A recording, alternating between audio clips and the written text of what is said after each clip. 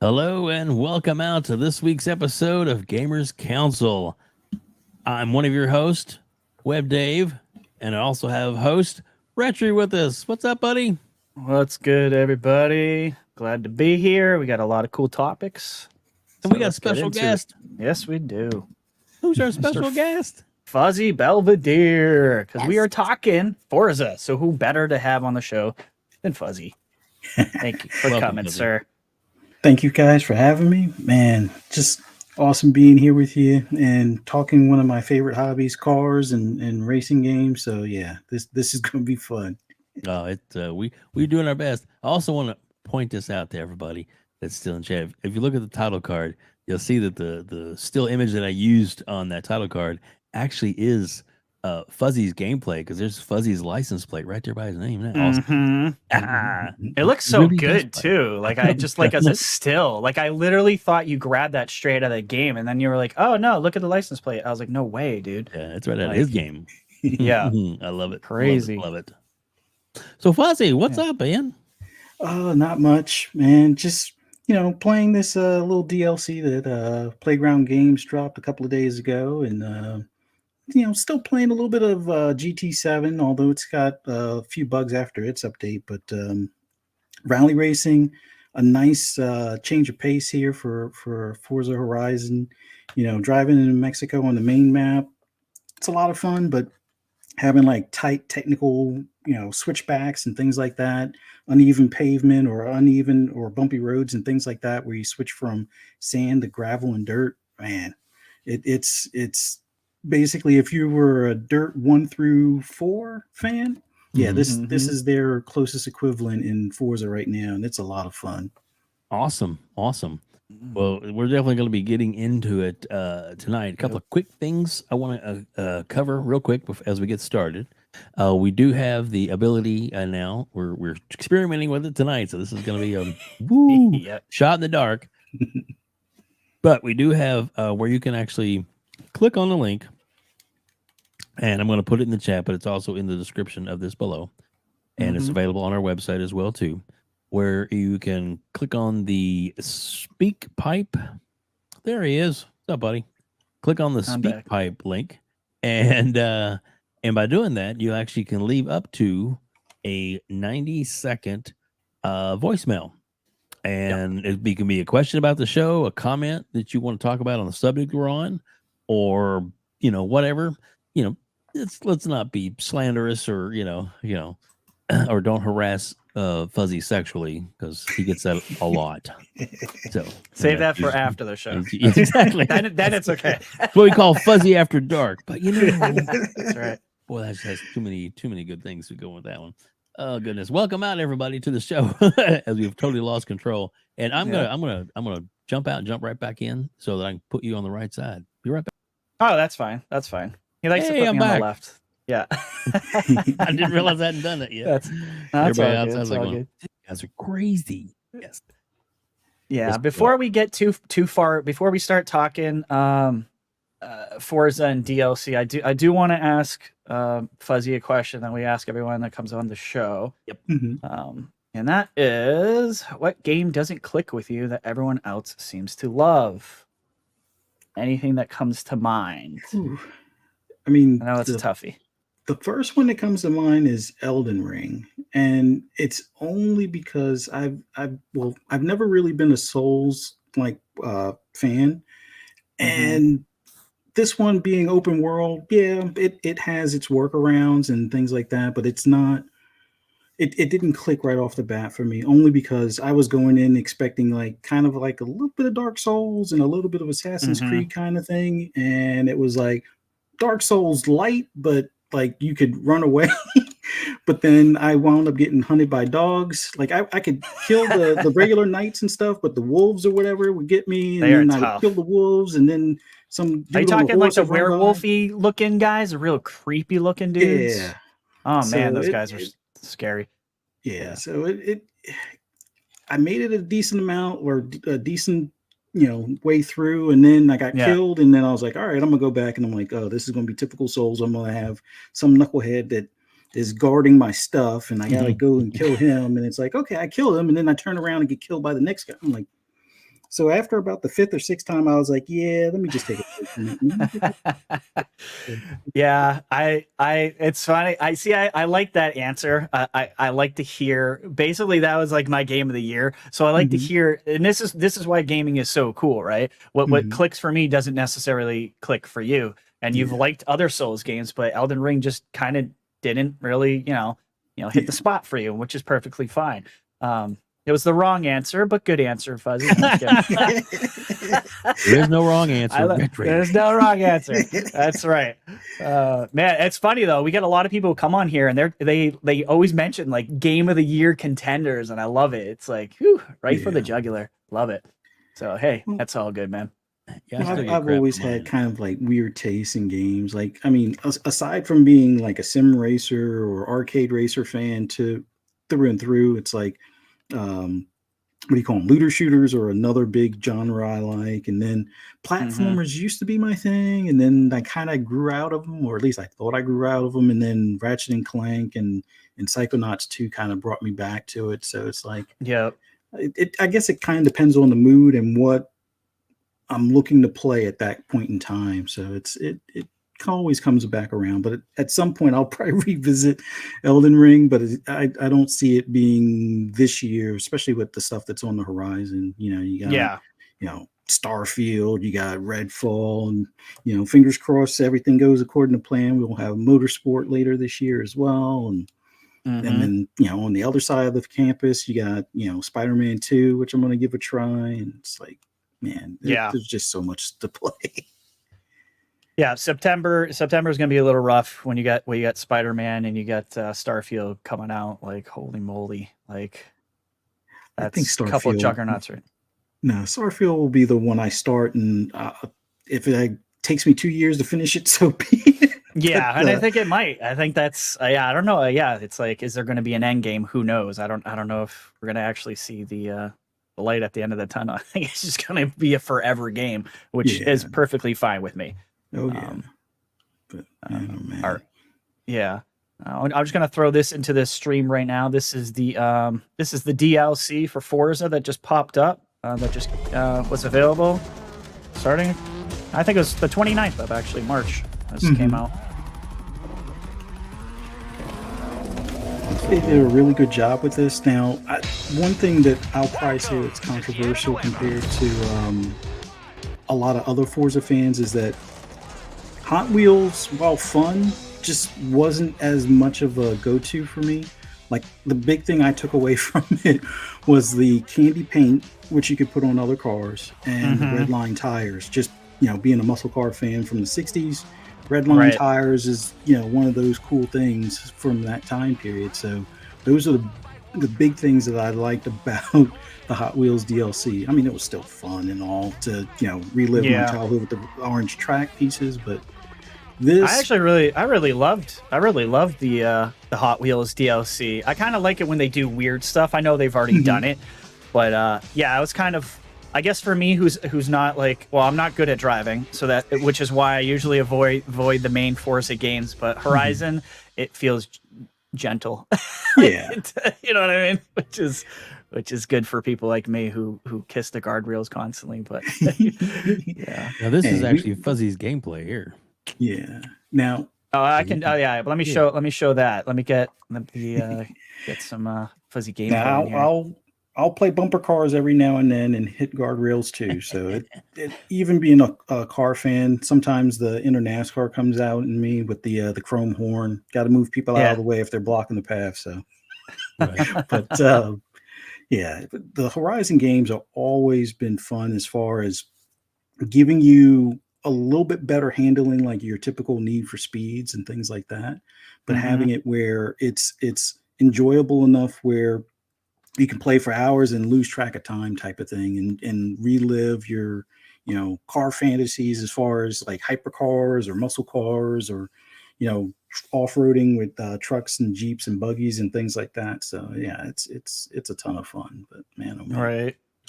So the rally expansion, this isn't the first time they've gotten rally in Forza, right? This is no, they've done this before back in the day, right? Like the first one, I think, had it, didn't they?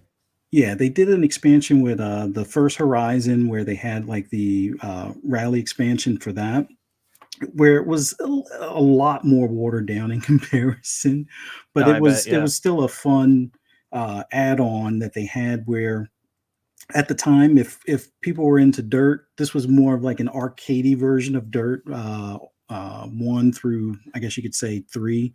Those are the main ones, and I think four was still more so like more of a sim rally type of racing game. Five went more towards Horizon as far as their style of gameplay, but the first Horizon definitely had a nice add-on with the rally racing, and then after that all of the other ones have been like a location and then kind of like a theme, like Lego or Hot Wheels or even Fast and Furious for one of them for two.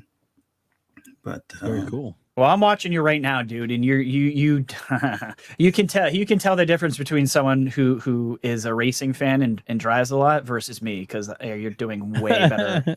I've only watched for like 30 seconds, and I'm like, yep, I would be kissing all that vegetation on the left and right. Yeah, if it was bumper cars, I'd smoke it. I would kill. Yeah. If it was bumper cars, I'd kill it. Oh man. So Fuzzy, what I guess if you don't mind, maybe just to explain it to everybody here, like. So to you, what's new and what's beneficial about this expansion? What is it that makes it worth the get? Well, a couple of things, and before we get into like the nuts and bolts of as far as like the tuning aspect, they've given you a new map that has something that's geared more towards rally racing, that's more technical, a lot more sharp turns, hairpins, uneven pavement, uneven road surfaces, different compounds where you go from sand to dirt to paved roads and back and forth, and then cut across water on occasion. The difference between the big map and this map is that all of those roads and some of the sand and dirt and wooded areas, they're kind of spread open where if you wanted to take your hypercar and put dirt tires on it and drive 200 miles an hour, you could do it. And it's little to no problem. You can go through all the roads, you can drift sideways and cut through the trees and backyards and stuff like that and not have much of a problem. You try taking that same car that you were having a lot of fun on the main map and try to bring it here, you're going to wind up in the stands, and before you get into the stands, they'll reset your car, or you're going to have a hard time getting out of doing either circles or donuts or making some of these hairpin turns, just because you have to come to either you have to slow down or aim your car going into the turn a little bit differently, primarily because of how the pavement or the angle of the turn or the road surface itself gives you it sets up, well, it upsets the car if you're just driving it like you normally would. So the big thing is it gives you a new playground that, yeah, you want to drive as fast as you can, but you have to definitely be more aware of the different obstacles that aren't just, the things on the side of the track, but the track itself kind of, throwing you out of order when you hit that bump or something like that before you go to make the turn. Because you might be like, oh, I can slow down when I get closer to the turn, but because of the bump, you're going to be flying through the air for a few feet and you're going to miss your brake zone and you're going to wind up into the guardrail kind of thing. So you have to definitely play it a little more cautiously. And that part is, for a rally fan or somebody that watches like Pikes Peak and things like that, it's definitely an improvement over the base game. And then another thing that they give you is, like, you normally have your driving line, and you'll see on, like, even on my gameplay, I have like the braking line, although the braking line isn't as useful, because of all the things I was saying with the bumps in the road and stuff. But when you're is that the braking line that we just saw like a second ago, real quick? Because that's the only line you have on, right? Red, and it kind of gives you like at least that visual thing, like, oh yeah, I better slow down. Like if you were looking to pass somebody and you're in that zone where you're going to be in the red by the time you pass them, you might wind up crashing before you make the turn. But they have in the rally mode where it's just you going against the clock, they'll have your co-pilot in the helicopter giving you like a heads up, like, sharp left, sharp right. Oh, that's kind of cool. And they'll tell Is you, that kind of okay, new? Is that kind of new to Rally, where you have like a co-pilot talking to you? Like I don't know if they've done that before, have Rally they? typically will have your co-pilot will be sitting right next to you in the car, and they're Right. like your navigation system. They got the map. They're familiar with the track. They give you all the heads up on, you know, the tree limbs, the water, the bumpy roads, the switchback from sand, the hairpin turns, everything. So that person's basically your eyes before you get to the next turn type of thing. So it Right. always keeps you like mentally aware. So if you're not, you know, without that co-pilot, you'd probably overspeed going into the turn and wind up in the trees. But having it from the helicopter perspective, they can go a few more turns ahead, but it makes for a kind of like a different feel. It's I can't think of a particular game that's done the helicopter before, but it's definitely a nice change. Yeah, it may seem a little bit more arcadey, but with the way the festival is set up, having the helicopter kind of makes sense in a way that they're, you know, probably if this was more of an expansion where you could see the replays from the helicopter, that would be pretty cool. But you know, considering you're running a festival, the helicopter is probably, you know, making sure you don't take out the fans for the festival, as well as, you know, making sure they get some of the best views of you going through, you know, the track and stuff like that. So it's that co-pilot and the helicopter is definitely a nice improvement as well. A little bit different change, or nice change in comparison. Let me ask you about the driving lines. Is that I know, is that something that you take off just because you're clearly better at the game than I am? Because I wouldn't even probably dare take that off. Is it more of an annoyance to you after, or is it like a skill thing where you don't want to necessarily know where the next turn is, so you turn that off, so it's more like a surprise? I turn it down only because, like, it's not that I've raced this kind of rally racing in real life, but I've gone to tracks before, and I prefer not having like the blue and yellow and green line on the track. I would, if they could, I would prefer them to have like orange cones, like some racing games have done in the past. They kind of give you a heads up of the braking zone. Like on normal track racing, you'll have, in a lot of cases, you'll have signs or some sort of point of reference off to the side of the track. Like they'll usually tell you 300 meters, 200 meters, 100 meters, or something like that before you come to the turn where it's like, yeah, if you're not already on the brakes, you're definitely going into the tires or the kitty litter or gravel pit before you make the turn. But for me, the braking zone is kind of like, sometimes you get so into focusing on the cars you're racing against, or you're taking in the scenery, having that little extra warning, even though it doesn't stand out as much. It's that nice little glimpse, like, oh yeah, I'm getting ready to hit the yellow. Let me slow it down. Right.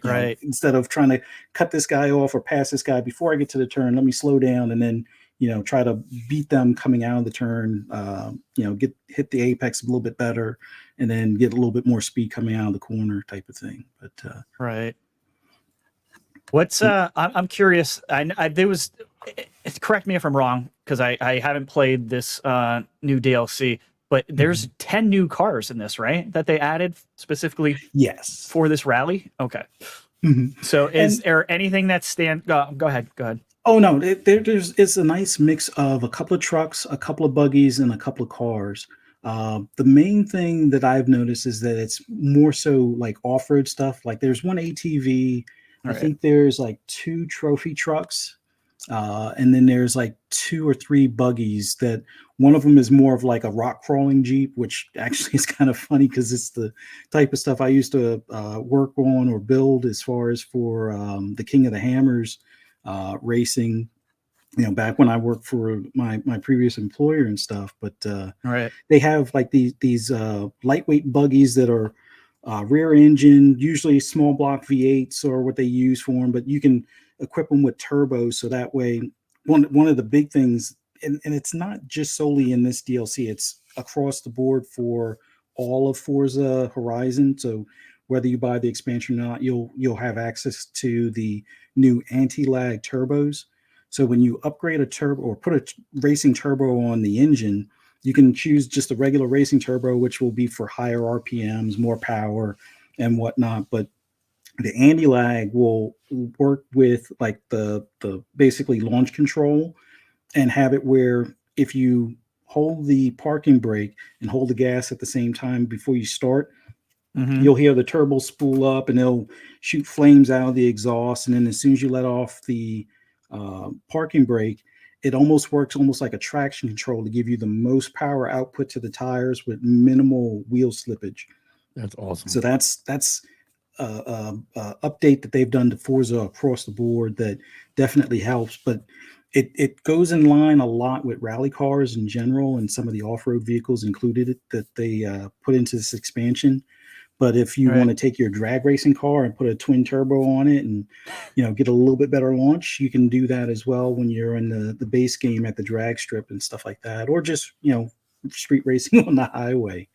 Right. But back to the cars that they've added to the game, they did add one electric vehicle, the Ford Lightning, the new F-150 pickup, which I kind of want one of those, but I'm not ready to give up my Jeep just yet. But I don't know. From what I've learned in the past, having an electric vehicle with bigger wheels and tires may not be the best course of action, because you're going to be eating up a lot of battery power with those big tires. But you can do this in the game and have fun with it and turn it into a rock crawler or a drifting vehicle. The trophy trucks are a nice mix on pavement and on dirt or sand racing. Same thing with the buggies. The one like rally monster car that they give you, which is like the first one you start off with, which is like a Ford Focus RS, which they didn't really have that style of RS here in the States, but for a lot of those that love hot hatches in like the UK, this is pretty much like the McRae rally racing vehicle that won a lot of championships in the past. And it's a nice add to the game where you get that as your starting vehicle, and you can build it up and put that racing turbo with the anti-lag and pretty much win a lot of the races, if not all the races, through the entire DLC. But it'll allow for you to unlock all the other cars that they give you, as well as like a Hoonigan Beetle that's a buggy with like I did see that one. That looks really cool. Yeah, that looks pretty awesome. What about the tracks themselves? I'm just curious, because this looks like the biggest. I think this is the biggest expansion they've had. It's. I think they said they had 20 stages for this, which seems astronomically big. Maybe I'm wrong because I haven't played it, but that seems like it. That's a lot of road. Well, they did add a lot of different types of racing. Like, you're going to have it where you can just race through dirt and mud, or you can just strictly race on pavement, or you can race on like a mix of dirt and pavement, either daytime with a little bit of rain, sometimes dry roads, but mainly like wet roads on some portions, or you can race at night where it's like a mix of everything. You might have a little bit of rain, you might have clear skies, but you're going between dirt and pavement as well. So they've given a nice mix of all of the types of, pavements or terrain types that you'll be driving across. Now, Blizzard Mountain had a decent amount as well, but a lot of them were repeats of the same like layout. So basically you would race up the hill or race down the hill. So I think they had like 30 different races, but it came down to like 11 different tracks that you were racing like 3 times each or something like that. This one, I think a lot of them have it where those 20, you race 2 different ways. You can race solo against the clock, and it's basically against your friends list drivatars and what their times are. And then you could do the race against the drivatars in like a normal, 16 to 20 car race. 12 car race, where it's like pretty much the same level cars from your friends list. Their drivatars will be driving in similarly equipped vehicles, and you just try to beat them to the finish type of thing. Very cool. I mean, it looks pretty dang awesome. Just watching you play right now, definitely better than me. I see Pong Soul in there. I see a lot in second place. First place for you. You never lose? I'm just kidding. So when you were on Boom Show on Friday and you had this footage going, it was awesome because there was one of the where you were getting ready to cross the finish line, and you actually e-brake or whatever, and your car did a spin and crossed the line that way. It was so awesome. I'm not saying you were showing off, but dude, that was freaking awesome. And Boom's like, oh, I could never do that. It was pretty. We just do that. We just do it when we're not meaning to do it, not like not at the finish line. The key is to make sure you have enough of a lead, so that way when you spin out, they don't quite catch you crossing the line. Right. I've had some of those times where it's like I didn't realize the second place car was like right behind me, and I'm spinning out, and it's like, oh, I finished second because I was going backwards while they kept going forward, type of thing. But it's a fun thing to do sometimes. It's like, hey, it's the end of the race. This isn't going to be one of those things where you do it for the rival time trials and stuff like that. But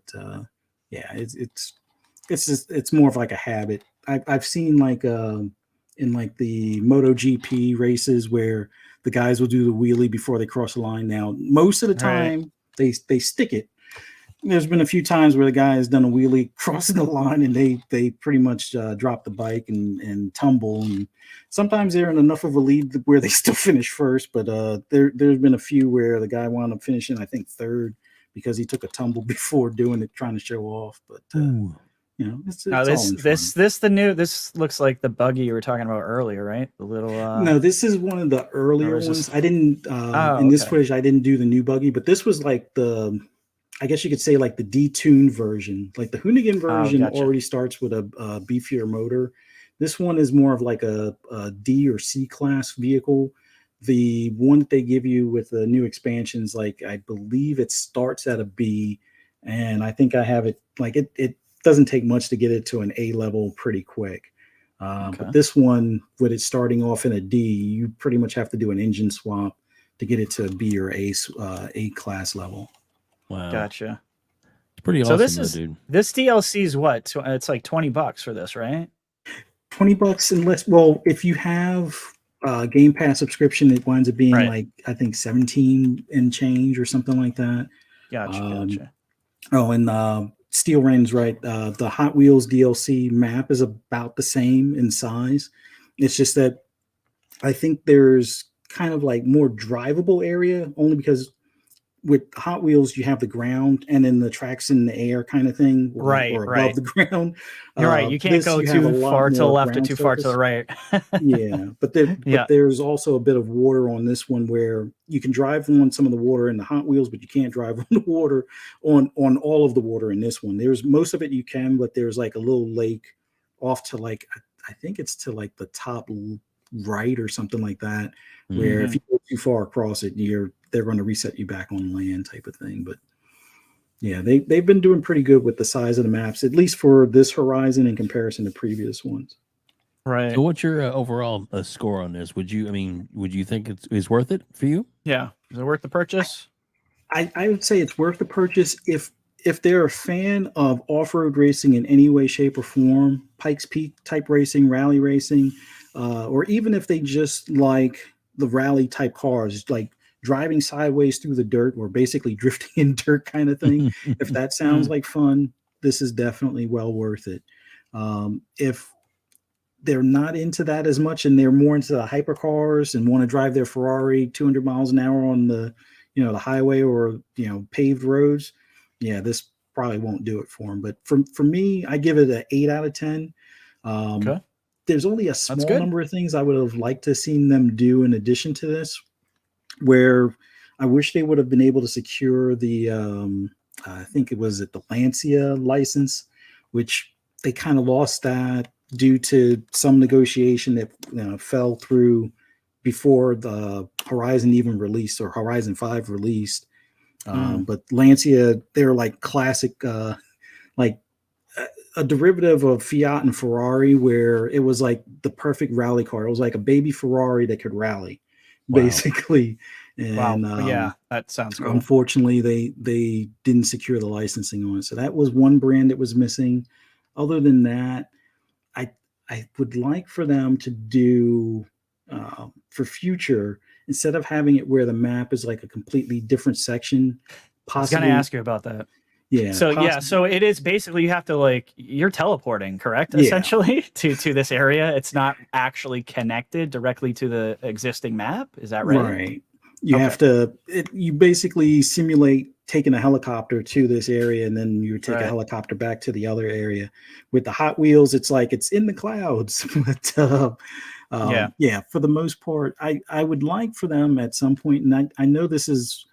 It would be weird because how do you monetize an expansion if it's like an available map? But then again, if you look at games like Call of Duty or any first-person shooter, usually the maps are free, and then the monetization comes from other places. So that way you don't segment the What do you put a giant brick wall like do not enter, and it just you keep smashing into an invisible barrier. That's a good point. I don't know logistically how you do that without without a bunch of people going, what the hell is happening to the game, right? I can't cross this border. So that's a good point.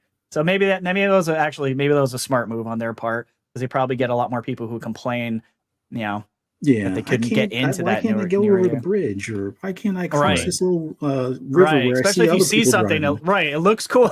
You're seeing like everyone else have fun right across the road. You're like, I can't go there. Yeah, exactly. Well, Fuzzy, thank you so much for giving us the insight on this, because I'm looking forward to trying this myself. And I forgot to discount Game Pass. It's definitely worth it, because it saves you more money right there. Wanted to quickly thank everybody who's here in the chat right now, and of course more people coming in. We're getting ready to jump to some more subjects, and of course if you have got something and you're in the chat and you're like, I want to ask them this, or you have a comment to make, you can definitely put it in the chat. Or we have something new that we're trying, which is the Speak Pipe, which I put the link in chat just now. You can click on that. You click on it, gives you up to a 90-second voicemail that you can leave us. RHETRI will pull them up. He'll do it throughout the show. And then we'll play it back live on the air, where everybody can hear what you have to say. And that doesn't cost a thing. It's free for everybody. So please feel free to give it a try, because I know that Lord Master Jasper's just chomping at the bit to ask a question to Fuzzy. And I know that Kay Asante and Steel Rain are both just they have got some really intense questions coming. Just good stuff coming. And they're like, what is he picking on us for? I'm just kidding. But RHETRI, what else? What else you got up? Well, we got all kinds of subjects here, but let me just bring up this one, which I thought was pretty cool. The BAFTA for best game goes to Vampire Survivors. Yes, people, that's right. Vampire Survivors beat the crap out of all kinds of games, including Elden Ring. Yep. Yes. Yes. We're not Luca. And it also beat my favorite game, not. Cult of the Lamb, Elden Ring, God of War, Ragnarok, Marvel Snap, and Stray. I didn't even realize they were adding in mobile games to this, which is kind of what separates BAFTAs from VGAs and the other gaming awards. So I thought that was kind of cool. We always talk a good game about Vampire Survivors, and here it is winning a freaking BAFTA against the biggest, largest games that there are out there. That kind of is shocking, and obviously the guys who won the award were also shocked. So I don't think they thought they were going to win. Yeah, so I thought that was pretty cool. I don't know what everyone in the chat thinks or what you guys think, or if you guys played. Fuzzy, did you play Vampire Survivors? Did you get a chance to play it at all? Yeah, I did play it for a while. I did not finish it because I forget what game came out shortly after that I wound up falling into. But for the most part, Vampire Survivors was kind of that surprise, and I heard everybody was having fun playing it. But it was one that I was like, I'm going to stay away because everybody's saying they're addicted to this game. And there were a few games that I was on like the on the horizon list kind of thing. So it was like, should I play this? And it's like, I see why they're saying they're addicted to it. It is addicting. But I think once I unlocked, I think all but like the later stage characters, I was like, yeah, I need to go back to my looter shooters and my racing games and stuff like that, because I'm either falling behind collecting cars or falling behind on some of my builds in like the Division and things like that. But yeah, that game was a ton of fun nonetheless. I loved it, and addicting is absolutely the right word for that. It kind of reminded me of like being in Vegas and not being able to leave the table. I just you just got like sucked in. I couldn't stop. And like, why is this game so good? But hey, congratulations to the team of Vampire Survivors for winning that. And I just wanted to point out another little thing, because this was my favorite narrative game last year, and that was Plague Tale wins best narrative. Thank you, BAFTAs, for telling the world that game 100% deserved that. If you haven't played that game, I highly encourage you to do that, and get ready to cry at the end, because it's a tearjerker. It's a tearjerker. But wow, is it good? Hey, is it good? Now Vampire Survivor, they did announce too that they have got some new DLC coming too. So that's coming. They do. Soon, so they do have DLC. I can't remember what it was, but I think again, I was cheap. I think it was like $3.99 for the DLC that's coming out. I think so. Yeah. Really yeah, most likely. Yeah. Their last one after you got your Game Pass discount, it was like $2.50 or whatever the heck it was. Yeah, a lot of people bought that. I even bought it on the Steam Deck just so I have it multiple places. I mean, there you go. Another example of Game Pass coming out in clutch and having a game just become that successful. I mean, I think without Game Pass, I don't think you see Vampire Survivors on the stage of BAFTA. I don't, in my opinion. I could be wrong, but I don't think you see it. No, I don't think you would see it, at least not this year. Like, it was starting to grow on the PC side of things, but I think once it hit console and it was in Game Pass and you just had pretty much everybody and their grandma try it and then have fun with it, I think that's where it caught fire at that point. It would have eventually caught fire, like kind of like an Among Us type of thing, but I think Game Pass made it like instant. You're right.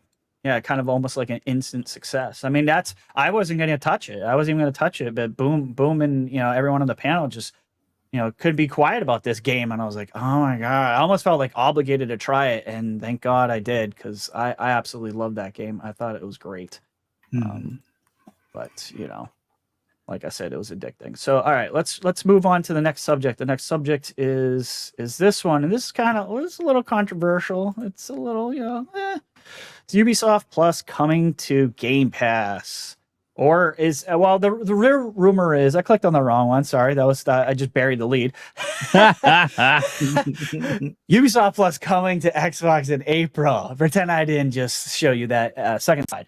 So, is anyone interested in Ubisoft Plus coming to Xbox in general? And do you think it's coming in April? Do you guys care about Ubisoft, or are you guys fans of Ubisoft games? Fuzzy, I will go to you first.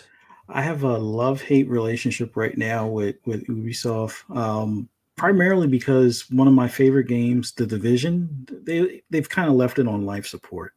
So do I think it's coming to Xbox in general? I believe so, but the biggest drawback, and we've kind of joked about this in like DMs and things like that, where it's like they haven't really released any games to have the Ubisoft Plus be worth it. Like, you're paying $15 a month, and you would only have access to their classics, which isn't bad, but a lot of their classics are already either on Game Pass or already on like PS Plus kind of thing. So I don't know, like. It would be nice if it came in April, but there's only a handful of games that I foresee on the horizon that would be in April. Maybe Avatar finally gets released. Heard some not so nice rumors about it in the background where James Cameron wasn't happy with it, so that's why we haven't seen it in time for the movie. And then it got pushed. Yeah, and then you have Heartland, which is a free to play. So if it's free to play, you don't really need Ubisoft Plus to play it. So they're kind of in the tough spot. So would I like to see it come to Xbox? Yes. More options, always. Yes. Just add more.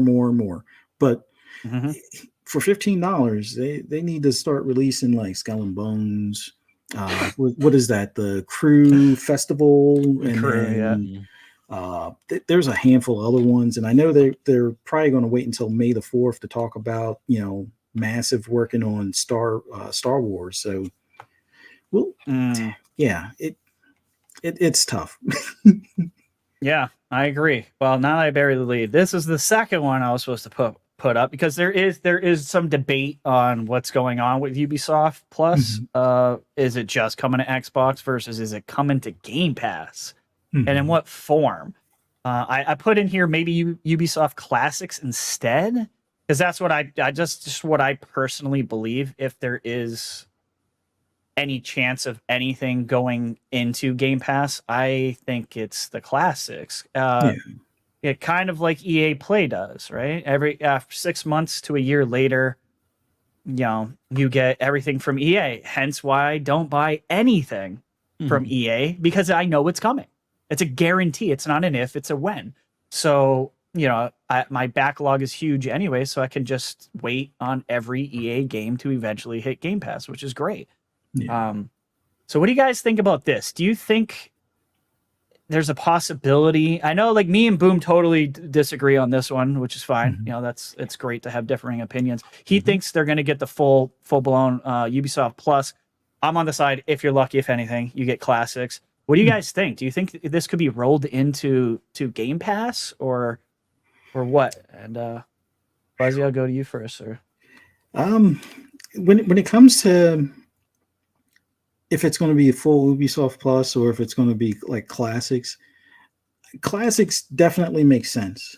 I could see that being an easy one, especially considering I think they have classics now in PS Plus, so it wouldn't be too hard of a deal. Right. And I'm pretty sure whatever bag of cash Microsoft would give them, they'd be happy to give us the classics or at least access to it all the time type of thing. As far as the full boat where you're getting the full game, and I think they used to have tiers where you had like the basic Ubisoft Plus gave you the new games, and then there was like a plus tier or something where it gave you all the DLC as well.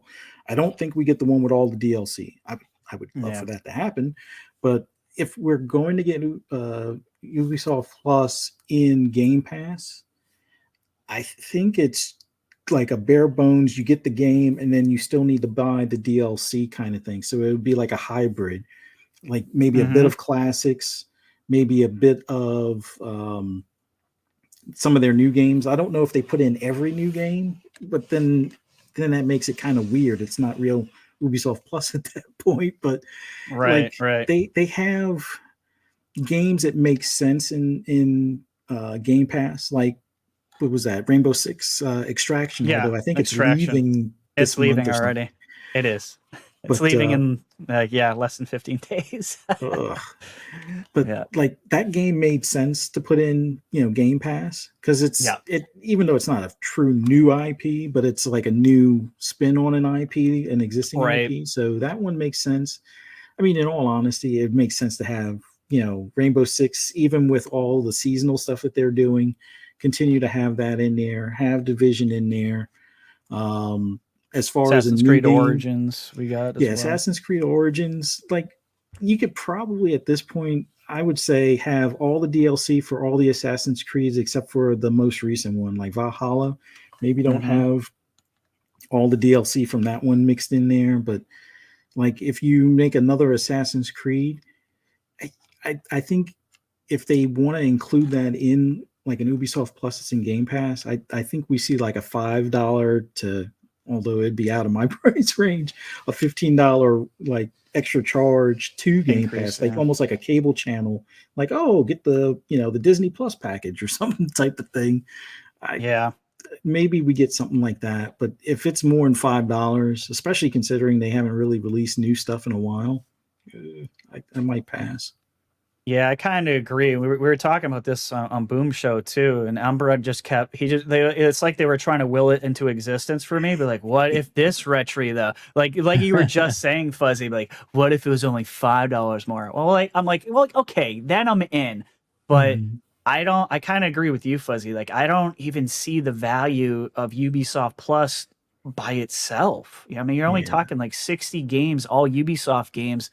And I have some issues with some Ubisoft games where I feel they're a little samey. I'm not trying to, join the rest of the crowd who say that, but I kind of agree with them.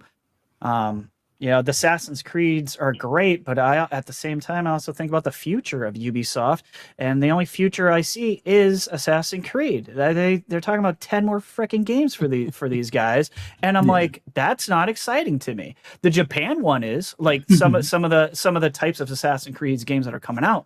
That's exciting, but what's not exciting is when you tell me now the next 10, you're going to do 10 more Assassin's Creeds. That makes me go, what the hell are you doing? So I don't know, Dave, you got to chime in on this. What do you that comment?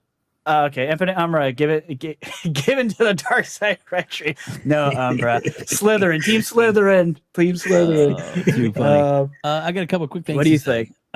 Sure. On the Avatar, I mean, we're talking about it didn't meet the deadline for the movie, but fortunately for them, there's 3 more coming out. So I have plenty of time to meet one of those deadlines. A long time. Dave's not right. They have. We're not going to see another Avatar movie for another 7 years. So they have 7 more years. Plenty of time to work on that thing. It's fine. Yeah, that's true. No big deal.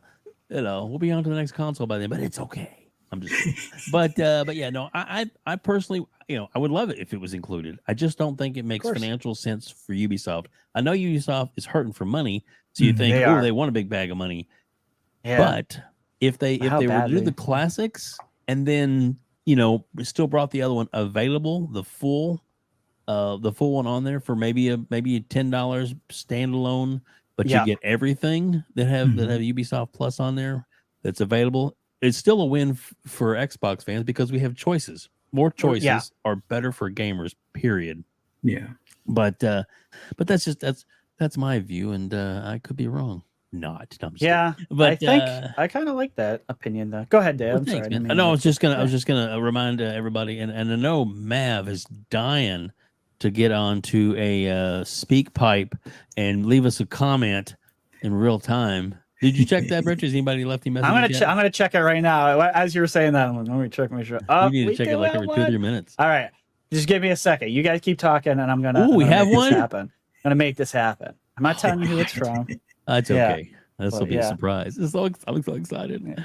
Hopefully, it's not a No. This is a trustworthy person. This is a sexual favor. Oh, I'm just kidding. We can trust this guy. Does he have an OnlyFans? I don't know. No. Somebody do like what do you call them? Oh man, I have a brain fart now, but it'd be like Baba Booey, Baba Booey, Baba Booey. Oh yeah, exactly. That's funny. Well, I still think that's a good idea for a show, man. Fuzzy After Dark. Just saying. Fuzzy After Dark. I know, it kind of just rolls right off the tongue. I like it. Doesn't it know? Fuzzy's like, it's gonna kill me. Y'all shut up. Yeah. I'm kidding. All right. I didn't listen to this, and I'm trusting this person not to say anything too bad. But this is our boy Kay Asante. Let's see if this works. Right. Here we go. What's going on, Gamers Council? This is Kay Asante. Great show as usual. You wanted intense questions from me, so here I go. I'm not sure if you guys have heard, but Ubisoft is testing out a piece of software called Ghostwriter. This is an AI-based piece of software that they'll use to fill in all the noise, they call them barks, in the background of their games.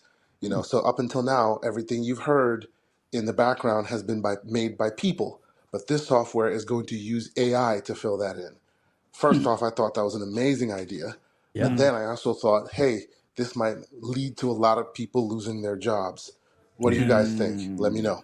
Dang it, Kay. Man, Kay, that's a good question. He wasn't joking. He's like, here it is. Here's some AI thrown out. One thing, RHETRI, I thought that was great. Maybe next time, if it's possible, to bring the volume up just a little bit more. Oh, I can. But other than that, I thought it was great. No, it was good. If it's low in the beginning, just tell me to crank it. I'll crank it. Thanks, Kay Asante. You are the man. Yeah. But so what do you guys think? His question. Man. Go for it, Fuzzy. Unless you want me to go first, go for it. I'll give it a go. Sure. I like the idea of AI as far as being incorporated in games, whether it's creating like little missions or some of the audio in the background or some of the, I guess smaller task stuff that usually takes, the coders actually a good bit more time to, add in piecemeals or like the, plans for the NPCs and stuff. So having AI do it would be awesome. But from a job standpoint, now just focusing on Ubisoft for this moment, they've kind of gotten a bit bloated size-wise. And it's great to be self-contained with Yeah. all of your support studios or basically your additional studios and stuff like that. But I could see that becoming eventually a problem for scaling back or scaling down to some extent. So it's bound to happen with Ubisoft at some point, whether they get purchased or they, figure out a way to make games and make money and not have Eves kind of, put it all on the employees type of thing. But I think it's that tough area that I think until we actually dive in head first, we won't exactly know how far it goes, because usually when you add some of this technical stuff, yeah, it may take away certain jobs, but then other jobs are created because now you need somebody to help train the AI or keep track of the AI to make sure that it's not creating like, copyrighted stuff or something along those lines. So it might force some people to, retrain or train in different fields that are more AI centric than what they were doing before. So it's a tough one, but I say bring it on. But yeah, I guess with caution, have to be prepared to see those announcements.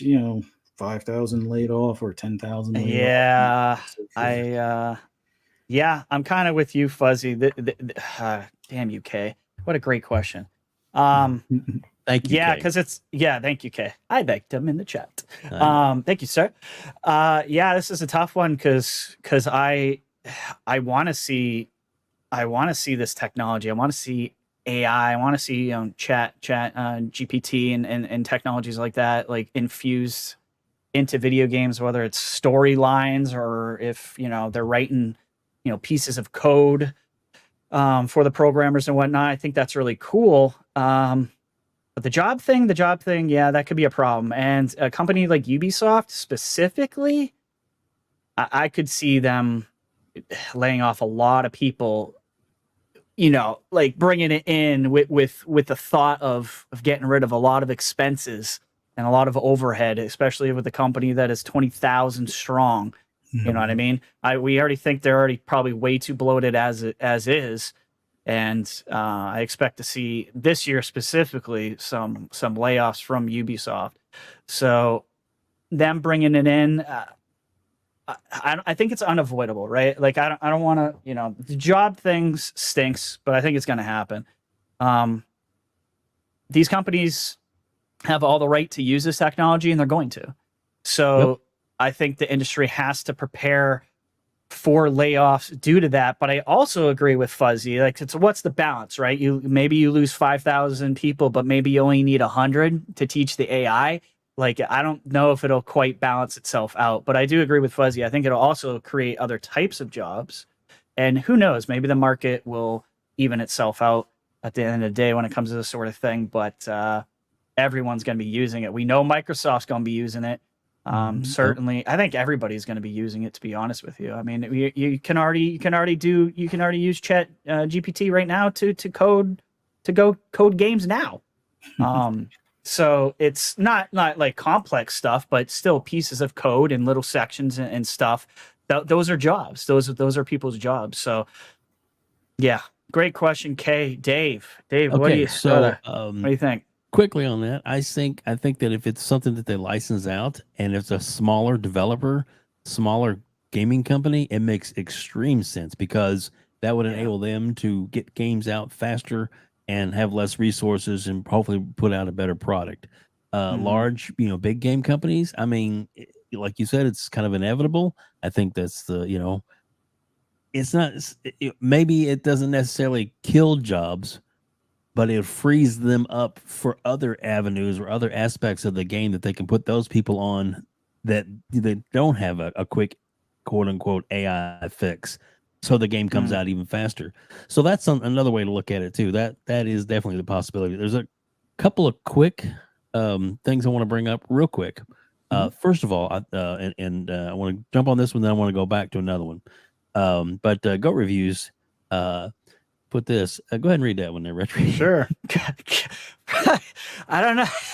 So, I just laughing at the freaking name, and it's hilarious. Goat Reviews. I love that. I want to see AI at RHETRI debate the real. Oh, Jesus, RHETRI. Yeah, okay.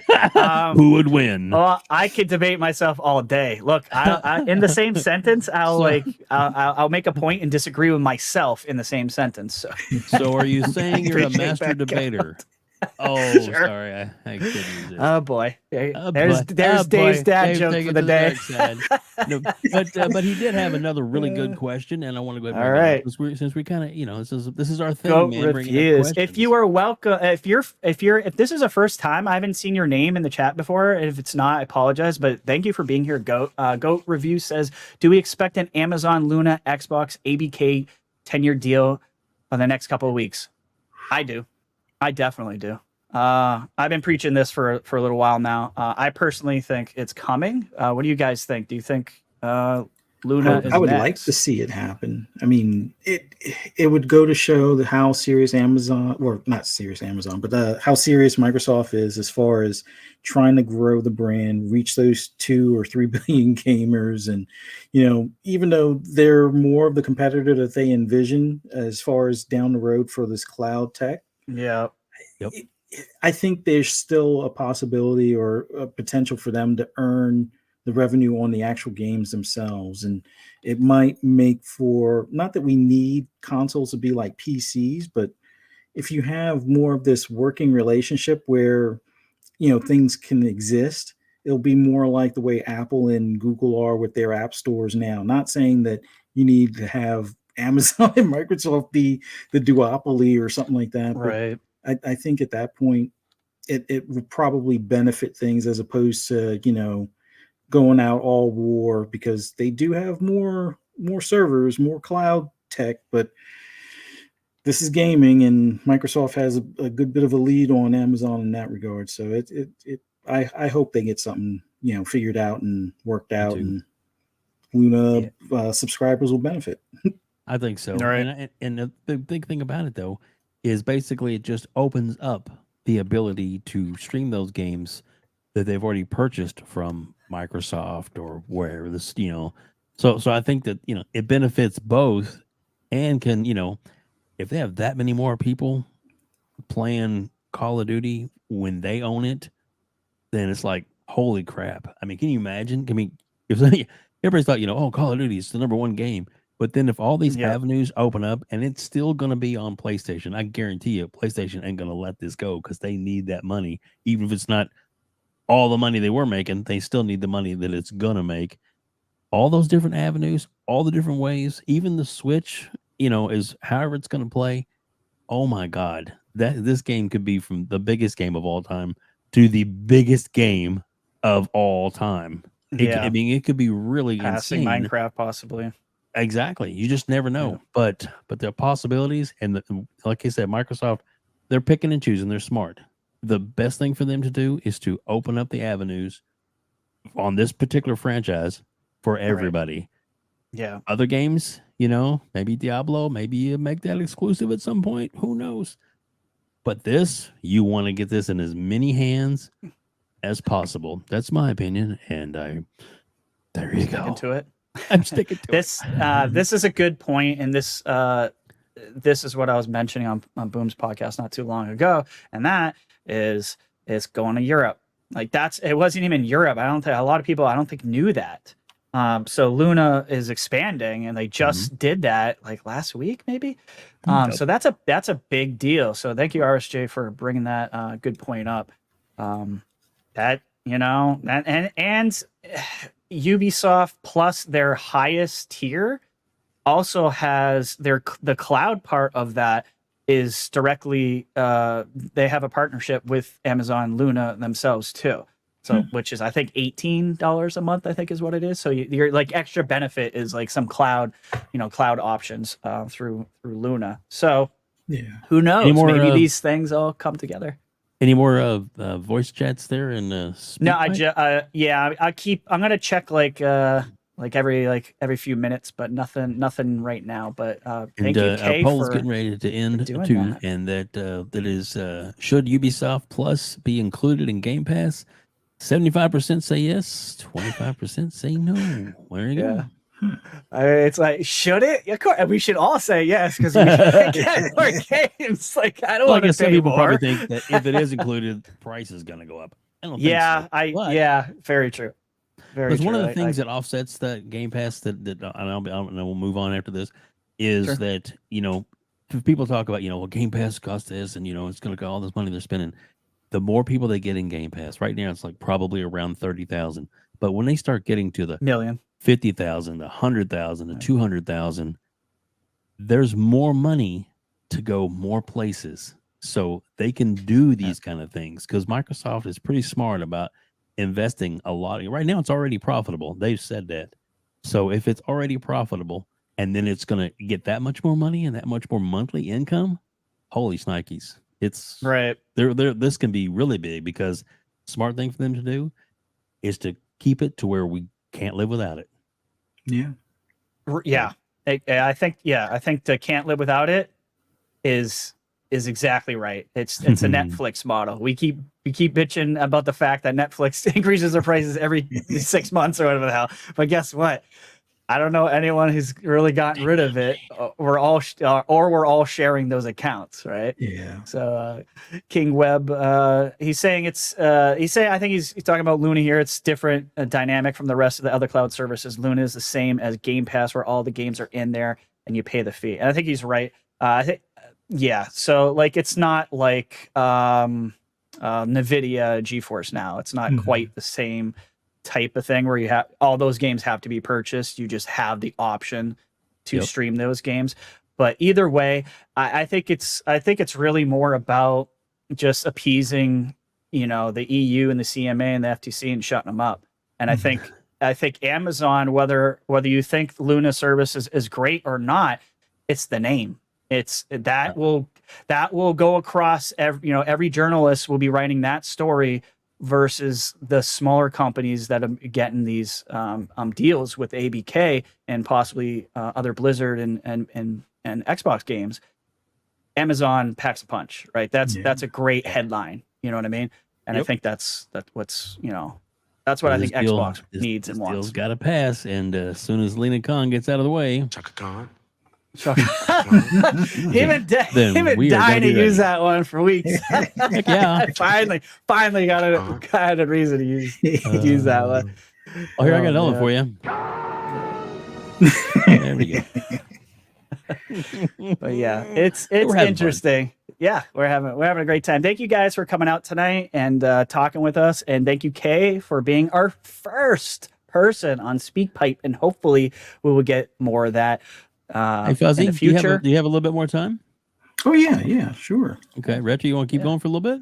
I still got more in. Well, let me get rid of this one real quick because this was a little contentious that was on the internet. If anybody needs to take a break, meaning the panel, just excuse yourself, put up your on camera, and then go to the boys' room. Be right. Back. Yeah, just if you got to go to the bathroom, Lord knows my bladder. I'm getting older. Things happen. So, anywho. Microsoft Game Pass Family Plan, not $40, right? Nope, not $40 a month. That was the New Zealand pricing, which converts to $25 USD. So just to kind of get around that subject, obviously you saw someone made a mistake, and it was an honest mistake. I looked up this guy's Twitter. He wasn't an a-hole. He wasn't trying to send out misinformation. He just thought he stumbled on something that no one knew was out. And did the same thing that I did in February. I'd forgotten that I'd switched my Xbox to New Zealand, and I almost crapped my pants when I see this ad that says family Game Pass plan, $40, and I was like, what the F? And I started making a video on it. And as I'm making it, my little light bulb goes off, and it's like, oh shit, Ryan, no, wait. Then we just changed our Xbox to New Zealand so I can play Atomic Heart one day early. Yep, I did. So, and then I went online, did the conversion rate, and I was like, oh, that's $25. So, in that regard, do you guys think that the family plan price will be $25 for the US and UK and whatnot when it comes out. Fuzzy, you first. I definitely hope so, and all things seem to point to that price point. But I guess the big question now is, when do they officially announce it here in the States and then in the UK? I'm hoping that $25 is accurate, and I can't see why it would be anything really more than that at this point. I mean, unless it's like, all right, it starts at 25, and then if you do like the Ubisoft Plus, it's like an extra 5 or 10 or something like that. But Right. yeah, that 25 is like that sweet spot where, honestly, yeah, there will be a little bit of cannibalism as far as like the individual, Game Pass Ultimate subscriber, but that's how you get double the amount of subscribers in a short period of time, because you'll have those that already exist on the plan that are like, oh, well, let's team up and you pay $5 and you pay $5, and then there's going to be a whole bunch of other people that are like, well, I was always on the fence and now I can have my whole household or my brother across the country, sign up and we can all play these games for like $5 each. Yeah, that's a no-brainer at that point. I mean, it's like perfect timing with the dollar plan going away. Yeah, this would be like the new dollar plan, but it's now for the family. Yep. I agree. I'll tell you, the what do you think, Dave? the thing that I like about it is that right now it's testing, including New Zealand, and that's basically what the price is. Once you translate it, it's $25. So that is their quote unquote testing price. So I would assume that it most likely is going to be their base price when it comes to the US. It only makes sense. They wouldn't, try a little, cheaper and then be like, oh, by the way, it's doubled that. I just don't see them doing that. So I think that that's probably a pretty good idea that that's where they're going to go at it. And I think doing away with the dollar deal is great. I think what they ought to do is introduce this quote unquote, if it is actually happening, which is a $5 ads based service. I think that's something they could kind of do that. And I also think they ought to eliminate games from games with gold.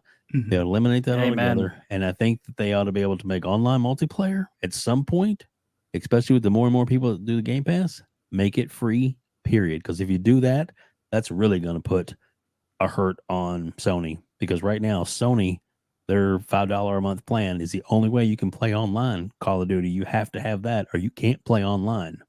So if Microsoft was to eliminate that, oh, baby. There'll be people that just like, wait, I don't have to pay for this. I can just buy my Call of Duty and I can play on my Xbox and not pay $5 a month just to play online? Correct. Yeah, that would be something I think they should do. Go ahead. I was just going to agree with you. If the paywall with Sony for that is just it's just not a good look. It's weird that more people don't talk about that, really, except for us. But I don't know. It just I don't understand it. I guess they all drinking the Kool-Aid, which is fine. The big thing for me is that your saves are behind that paywall. Like that's the thing that annoys me the most, because that's the big one. Saves get corrupted so easily. Like, okay, to get a Xbox save corrupted, you really have to be trying. Like they even give you the screen, like, hey, we're syncing it up. Oh, do you want to overwrite your save? And it's like, are you sure? It's like there's almost like 2 warnings before you obliterate your save on Xbox. But with Sony, it's like you could cut your system off in the middle of it trying to upload the save and then it's gone, or you were trying to copy it to a USB drive and somehow it deletes it. It's like, wait, what? Yeah, exactly. What? Exactly. Hey, RHETRI, just to throw a curveball at you. Sure. Because we had actually talked about this the other day, and it is a and obviously I don't want to take anybody away from us, but it's just now starting, and it will go on for the next 3 hours. You know what I'm talking about, right? I know where you're going. I was going to wait. If you're a subscriber to Game Pass Ultimate right now, you have that's right. You have the Ultimate Game Pass perk is the Peacock 2 months. Okay, that's right. Which means you can watch WrestleMania for free. For free. Even they're already advertising their next month's event is going to be on the Peacock as well for free. Nobody leave, because here's the thing. I looked it up. and it's just like a DVR. You can watch it after the fact. I made sure I looked up any of their live events like that. If you can watch them after the fact, you can. But the bigger matches aren't till like 9 or 10 o'clock tonight anyway, so stick around. Yeah, I should have. Yeah, I was gaming last night. I was like, man, I haven't watched WrestleMania since I was like 12. But I was, dude. Guess what? I'm probably going to watch it because I don't have to pay any money for it. You were 12, thanks, I was Game probably Pass. in my 40s, but you know. There you go. It was a good time back in the day when I believed all that was real. I was like, oh my God, look at the blood. What do you mean? Well, It's not. the funny thing is, Oh no, I ruined it. I just Santa Claus isn't real. the funny thing is, this is like between the last WWE and this one, as far as like the 2K games, these have been probably some of their better wrestling games in a while. Like I think 21 they had it where it was like Bugzilla or something, where you would morph through the ropes. But I think after they took that year break or so, or maybe it was 20 or so, or 19 that was the bad one. But this year's 2023 and last year's, I guess, were the cream of the crop as far as their game. So it's like you get the WrestleMania stuff, and fingers crossed, hopefully maybe at some point 2K thinks that having, along with like the NBA 2K, maybe they put WWE in Game Pass here soon too. So that would be great. Yeah, I've heard nothing but good things about those games too. So and I haven't played a wrestling game in a very long time, but man, like everyone, I'm not hearing anything negative about it. So it must be pretty good. They have like Apple, you can get like 3 months of Apple music and Apple TV and Apple TV, dude. Yeah, these are great. It. Yeah. And if they run out, they run out. You don't have to keep. Yeah, and it just to for anyone watching who knows, when it comes to the Apple stuff, it'll literally never go away. So if you don't, when I tell you guys about this stuff on my channel, and it shows the expiration date, ignore it. Specifically when it goes to the Apple stuff, because the second it expires, it re-ups right afterwards, and they've been doing that for about a year and a half. So you don't have to worry. Yeah, it's just nonstop. It just keeps coming back every single time. It's weird. I wish like HBO or some of the other guys would do that. But I'll take Apple, and I used it. It's great. Like there's a decent amount of good shows on there. So so Peacock, you can go watch WrestleMania and other shows. They got some good shows on there. So give it a try. We need to make a banner, Retri, for your advertising your channel. I know. I always forget about myself. Tell everybody about that real quick. Well, about Game Pass Your Daily? channel, yes. Sure. Yeah. Game Pass Daily right there. That's my Twitter tag if you guys want to follow me. I do short form content, everything about Game Pass, also on TikTok and YouTube. By the way, outside of that, I just want to mention on my channel now, we are live everywhere. So this stuff is going out to my channels on this show right now is going out to YouTube and Twitter right now, if you guys want another avenue of watching this show in particular. But yeah, so the Game Pass Daily stuff, I give you micro content. Everything that you see on one channel is on all the channels. So it's all the same content everywhere. It's short form content for those of us like myself who have, short attention spans. Well, I also want to say we greatly appreciate everybody subscribing to this channel. Hopefully we'll get to 1,000. That's our goal. But also in the description below is Retri's personal channel as well. So please, when you get a chance, click on it, subscribe to his channel, like his channel, because he's going to have some other different content as well as all the really cool content that has to do with Game Pass. And I'm telling you, I mean, that's one of the reasons why we talked about doing this show together, is because I was very impressed with the work that he does on his own channel and how hard he works to get this kind of information out there. Because a lot of times, even though we pay for a subscription, you just kind of let it go or whatever. But he gives these friendly reminders. I mean, last month, you could get a free copy of Evil Dead 2 for doing nothing but just clicking on it. And then you can watch it on your Xbox, and I own it forever. So it's like those kind of things they just throw in there, but they don't necessarily just advertise those. They're just kind of in the perks. And he points that stuff out, which makes it great for all of us. So thanks, man. Appreciate that, Dave. Absolutely. Anytime. All right. Let's see what else we got here. So that was the Peacock story. I'll bring well, I guess we could talk about this. This is kind of sad. E3 is canceled. Is it dead forever? I've been to 2 of them. Peace out, E3. I've been to 2 of them. Have you? I see. Yes, I have. Yeah. Like what? Do you remember the years you were at them? Because I heard of like what the best years. The first year I went was and it was the year before it's actually the official announcement, but before the release of the Steel Battalion, because they had set up with like 15 to 20 Steel Battalion units on front of these big screen TVs, and we were able to. But it wasn't even announced yet. We walked up and we're like, "What the crap? Oh my god!" That's why I bought one myself, because I could get the hands on with that 40+ button thing. It was amazing. My son still has my old one. He's playing it now. He's get the hack version, but he still enjoys it. But that was the first E3, and then the very next year I went to it as well. It was some crazy stuff, man. It was so loud. I mean, I've been to AC/DC several times, and it's louder than an AC/DC concert on that floor, because when you go from one booth to the next booth, they're trying to compete with these massive sounds. When I went, and that was when like Sony was actually at the show, and Sony had this multi-tiered booth. You actually had like you walked up a ramp to go to the second floor with more game consoles and systems. It was just it's just crazy. So yeah, it's pretty awesome.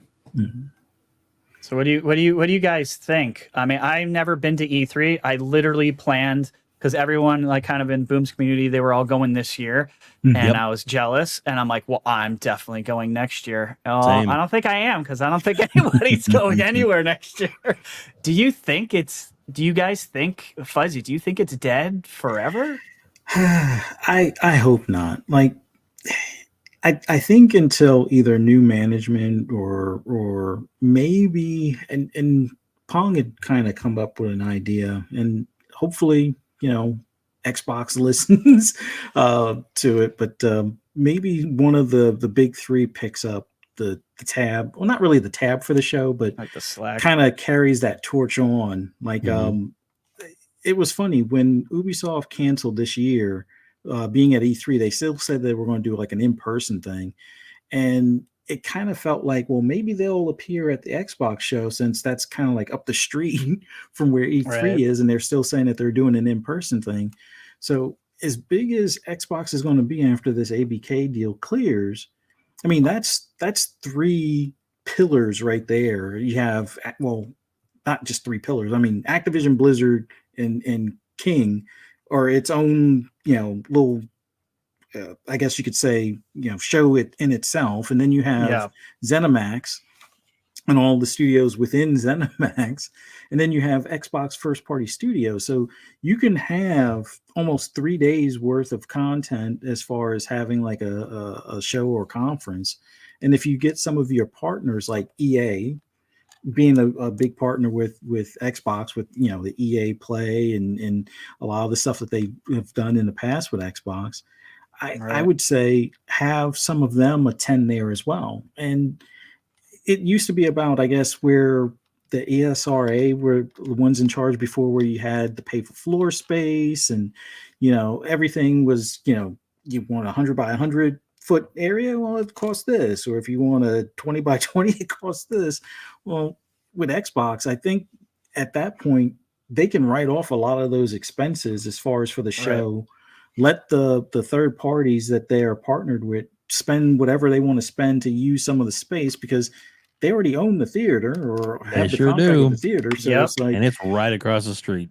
Yeah, it's not like you have to go far. Yeah. So they could probably just be like, all right, we benefit from all of this because people are going to be looking at our platform and that these things are in either Game Pass or available on our platform. So we don't have to charge them.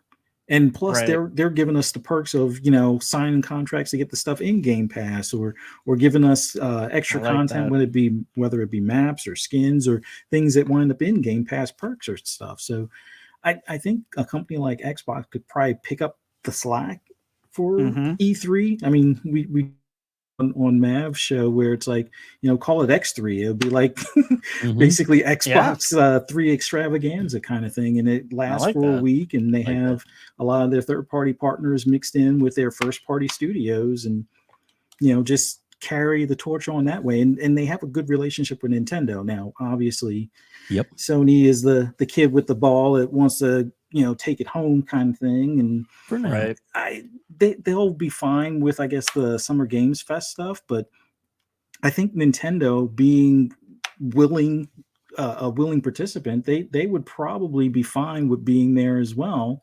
Even though, yes, technically it would be like Xbox's, thing, but they look at each other as, hey, we can both eat pie at the same time and not have to worry about the crumbs on the table kind of thing. So I would think that would be the way E3 lives on. That were probably the best possible way that E3 lives on. Because if the people that run PAX couldn't do it or keep the thing going, I don't know if anybody can, other than one of the big three within the gaming space now.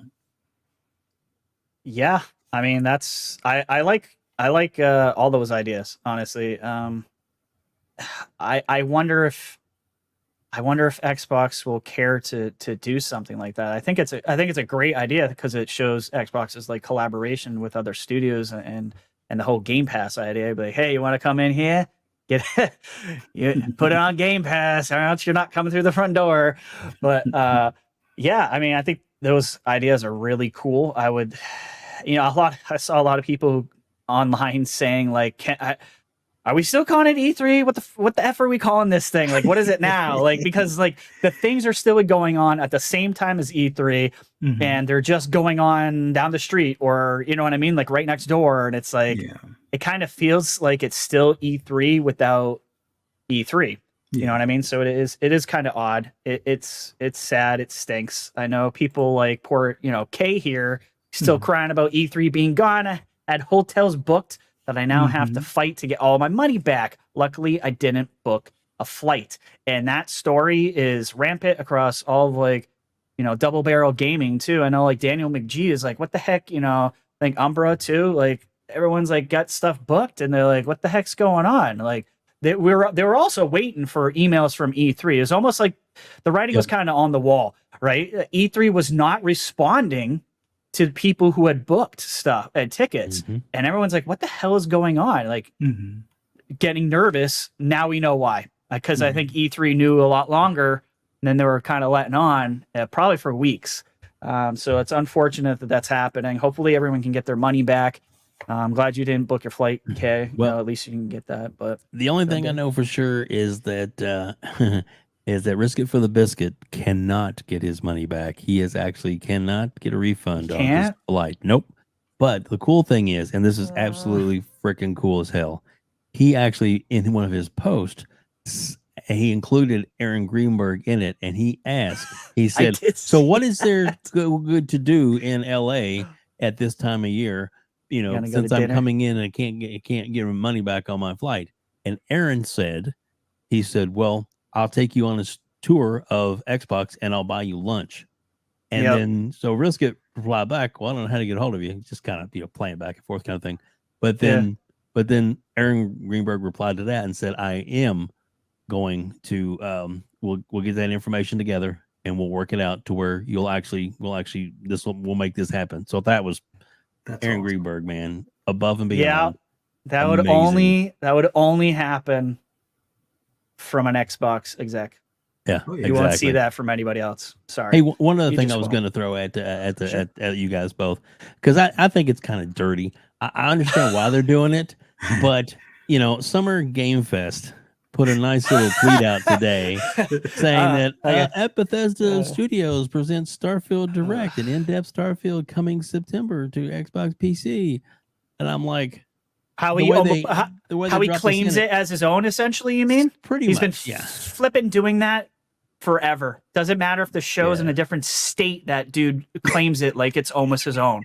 Dude, I agree with you, Dave. He's been doing that for a while. I've noticed that. And I'm like, why is nobody fucking calling out this guy on his BS? Or he's literally like, No, but I mean, like, I haven't seen what you just said in particular is a very good point. I haven't seen people calling him out for advertising like it's Summer Game Fest when it's a completely different show.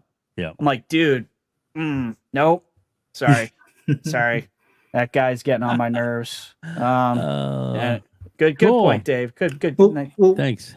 Oh, I gotta give a shout out to somebody. Here's the thing to try in the future, and I hope more people start doing this to kind of call them out on it. Be like, when there's ever something that is going to be on Summer Games Fest, and you want to do like a reaction video, be like, hey, see all these things that will be happening at this time, but I'll be doing a live reaction. Like, do a live reaction of the Games Fest, and then see if he says anything. Like, what? I'm just pulling the Keeley, like what you do with everybody else's stuff. So, I like that. Reversing on him. Yeah. Use his own tactics against him. That's usually the best play, right? Yeah. But let's hope E3 continues in some form or fashion after they take a little hiatus, and whoever picks up the torch and puts things back in order. I as someone that's gone to SEMA, which is like the automotive equivalent, I definitely want to go to an E3 or an E3 equivalent sometime before I'm in the ground, kind of thing. Right, yeah, exactly. So, they somebody's got to do something to bring E3 or whatever we'll be calling it in a year or two back to life, kind of thing. So fingers crossed. Maybe it'll morph into something else. Phil's Roadshow. That's it. Keasante. Love you, Kay. He's like one of those black crows on the side of the highway that picks up corpse and roadkill. Sorry, I can't even say it. That's very true. Very true, Kay. I love that. Funny. Oh man, that cracks me up. Funny. I think we got. Let me see. We got one more topic we can cover. But I want to do a quick shout out to Sabril in the chat. It's only because he's a family member. There you go. Oh, nice. Welcome. Thanks, buddy. Nice for being here. I'm gonna gloss over this subject really quick, and then we can go on to the other one because there's actually two left, and I don't know which one. I think I know which one you're talking about, so I'm gonna do this one first. Go for it. And that is Tecmo interested in bringing more games to Game Pass and PS Plus. I had to add in PS Plus there because I got a ration of shit online for not putting it in there. On my Game Pass only channel, I didn't mention that also PS Plus Extra would be getting probably some games from Tecmo as well. So I think that's kind of cool. There was a survey done. That's what this basically story is about. It was a survey done about Wolong, like what we liked, what we didn't like, and a lot of it was circled around subscriptions. And that's where kind of the story developed out of, basically asking, do you like the fact that it was part of Game Pass? Would you like to see more games going into Game Pass coming from Tecmo, aka Team Ninja and everyone who works under Tecmo? Obviously, yes, duh. So I filled out the survey, of course. And what types of games would you like to see? I put Dead or Alive, because I missed that fighting game series. That was a lot of fun. And oh god, what was the other one? Ninja Gaiden, of course. Ninja Gaiden. I want to see a new Ninja Gaiden game get onto Ninja. It would be Ninja Gaiden 4, I guess. 1 and 2 are great. 3 was absolute caca, and I'll fight anyone who says otherwise. Ninja Gaiden 3 was not good. And I love those games. So yeah, more Tecmo games coming possibly to Game Pass. I mean, they're reaching out to everyone and getting their pound of flesh, getting everyone to answer the questions for them. Obviously, Wolong must have moved the needle for them on Game Pass. So what do you guys think about this? Do you care about Tecmo games coming to Game Pass, or what's your 2 cents? I'll start with you, Fuzzy.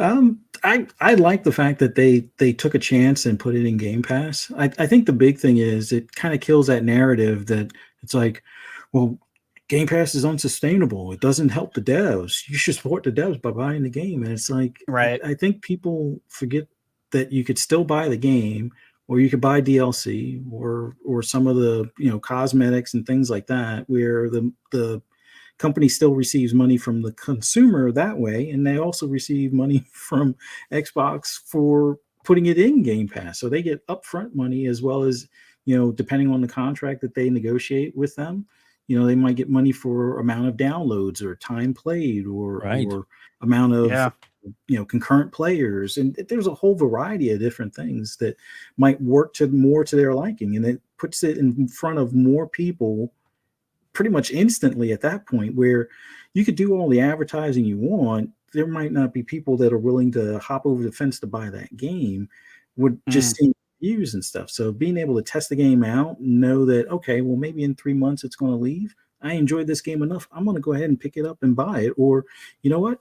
I'm playing it until I finish it, but I want to also get this, cosmetic and stuff. So yeah, I think that's more evidence that the Game Pass model is sustainable and works for devs, big and small devs. It's not just the indie devs that are the ones like, oh, Game Pass save my studio. No, it's even some of the bigger studios that are like, you know what? If we sold this game just flat out, we would have probably only reached like maybe 500,000 people.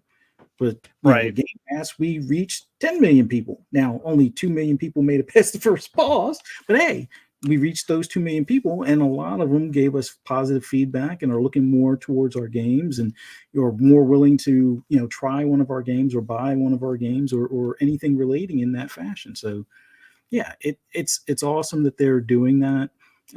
We saw that also with I forget the studio with Sega, but you have Atlas and like Yakuza, like a dragon, but it's like there are more studios that are looking at Game Pass as an alternative or an option where it's like, hey, we could sell the game and offer the game in a service, and everybody wins. And I want to see more of it.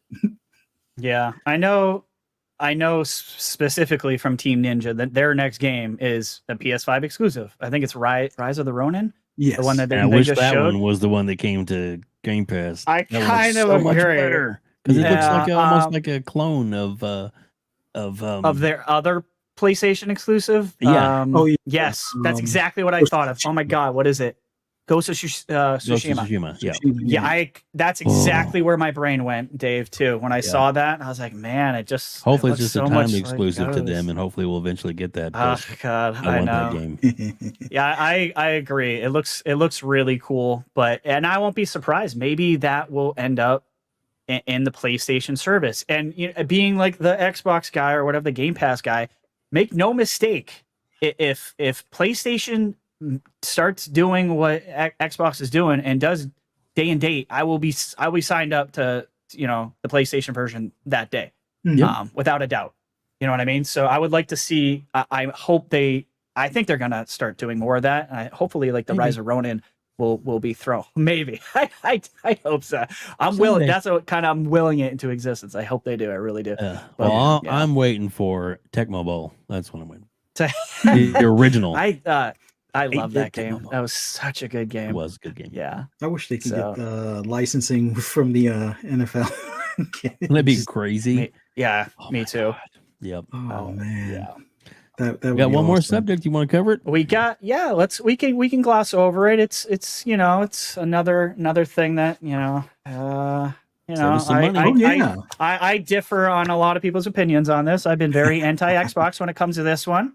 Cheaper Xbox expandable storage cards are on the way. I think it was so Seagate got the original contract, right? And was it Western Digital? That is Western Digital that is was now the most recent one we saw. Yeah, so Western Digital is adding their expandable storage card, which is cheaper, which just happens to be, I don't know why people are saying that. MSRP is not real life, folks. You can get the Seagate one. I've seen it for $180 multiple times.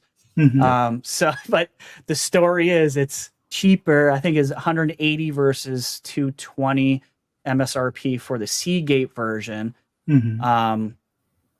So I'm not dumb. I understand exactly why Xbox did what they did. I just don't agree with it. I understand. I mean, if anyone's learned how bad an idea or proprietary things are, PlayStation has. And so they didn't do that. and you're literally talking twice the price for the exact same amount of storage. I understand now that Western Digital is part of the conversation. It should bring prices down, obviously. Yeah. But at what speed? You know what I mean? We're already 2 years in, and the price has barely moved on the other one. So, I don't know. What are you guys' thoughts? Obviously, I sound like a grumpy gamer here because I just think they effed up. I just think they screwed up. I'm the grumpy guy. Okay. I'm glad to see it. I want to sound ungrateful. But don't ever F and do another contract like that again, Microsoft. That was stupid, in my opinion. You forced yourself not for the price to stay the same forever. So, anyways, that's my piece. What do you think, Dave? Go ahead, Fuzzy. I'll let you go first. Okay, as a person that has several of the Seagate drives, but I caught them on sale. I got them for like around $172 a pop, which at the time when they were at a much higher list price, that was like the closest I can get to a steal. So I bought 4 of them. I bought 2 for myself and then 1 for each one of my sons for their Series S's. Nice. And I realized, that price is ridiculous compared to what M.2 drive is in my PC or any M.2 drive that you can get out there. But the thing that I like the most about those drives is that they're hot swappable. That's the ease of use, the bonus to it. But that pricing thing, like I was under the impression when these things came out, and I was hoping that this was how things work, because in other industries like automotive, even if it's electronic stuff, if somebody gets the exclusive 1-year contract, or at least that's what I overheard, that it was like a 1-year exclusive that Seagate had, other companies could start prototyping, or in other industries, you would be able to prototype it while they are at market for that year exclusive. So then that way, when that year exclusive is over, the next day or the same day, you could start advertising and shipping your product. So if you're Western Digital, you wait that year, you get it stuff lined up so you can ship it out to your Best Buys, your Walmarts and whatnot. And then after that, your stuff is on market. And then that's where the price competition for the race to the bottom starts to begin. And I would have hoped that would have happened after that first year. I was almost counting on it happening after the first year. And then all they did was Seagate went from having just the 1 terabyte ones advertised to, hey, guess what? We now have 2 terabytes. We double it. I'm like, wait, what? Yep. 400. That's a console. What are you talking about? $400 for 2 terabytes. So it's great to see that Western Digital is finally in the conversation. I would hope that there's going to be a lot more players to this. And it almost seems like, and I'm kind of technical, but not the most technical person. I would have thought at some point there would have been a way to create an interface for M.2 drive to fit that same plugin kind of thing. Like, I think that would have been the way to work around. Like, if you're a Western Digital company, and the other people have the contract for the year, you work on the workaround that's not exactly on that patent, and then go ahead and make that drive that can take a normal M.2 and put it in the same interface as that. And I think that would have helped things as well. But I don't know if that's even a possibility, or if that would have possible.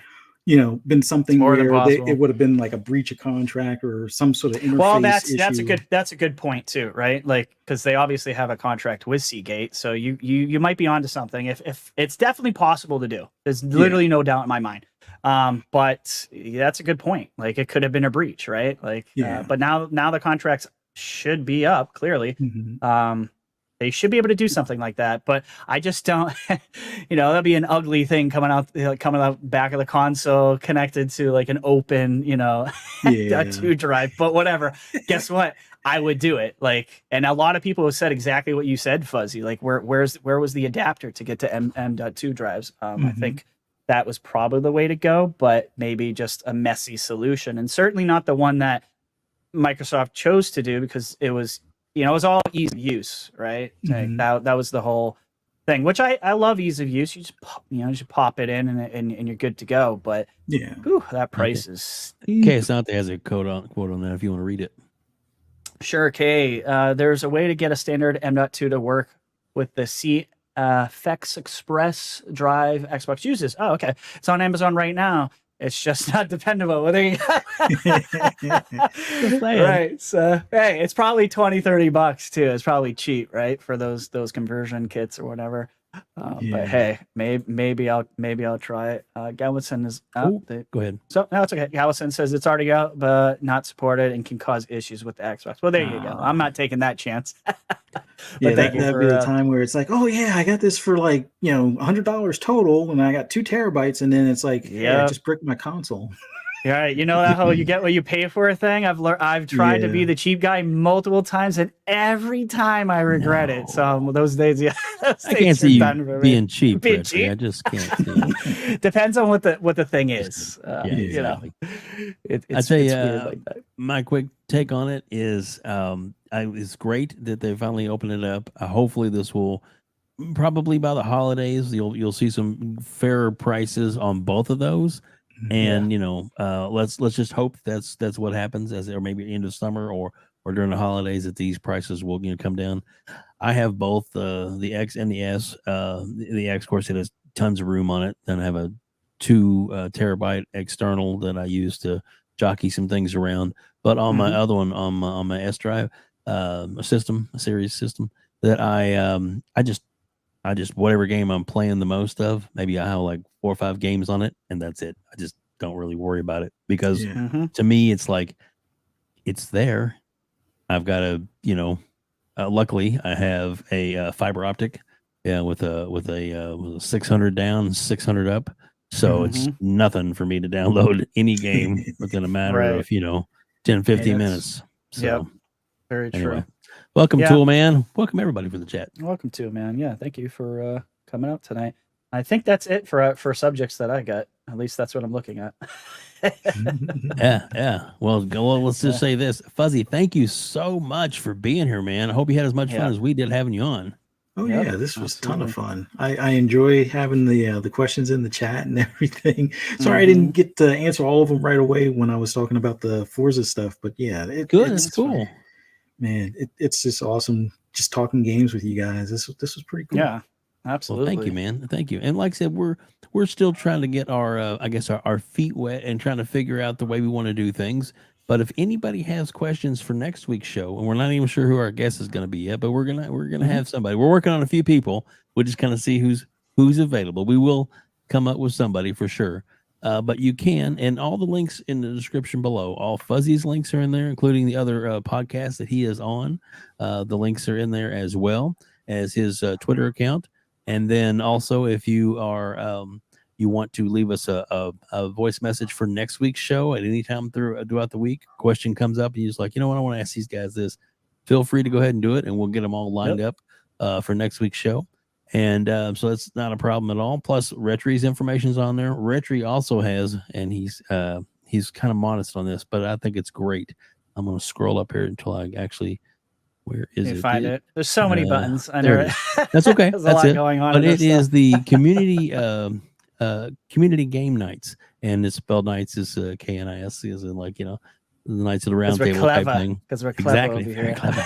But the link in it is in the description below. You can just click right on it. And it's basically his Discord where you guys can, guys play together, and you can click on it, and you can just want somebody to talk to you while you're playing. Whether you're playing the same game or not, doesn't matter. Yep. You just get in there and talk games and have a good time. It's a safe space and a lot of fun too. So give that a holler too. Sign up for it. It's free. Join their group. Anyway, again, Fuzzy, I'm so glad that you were here today.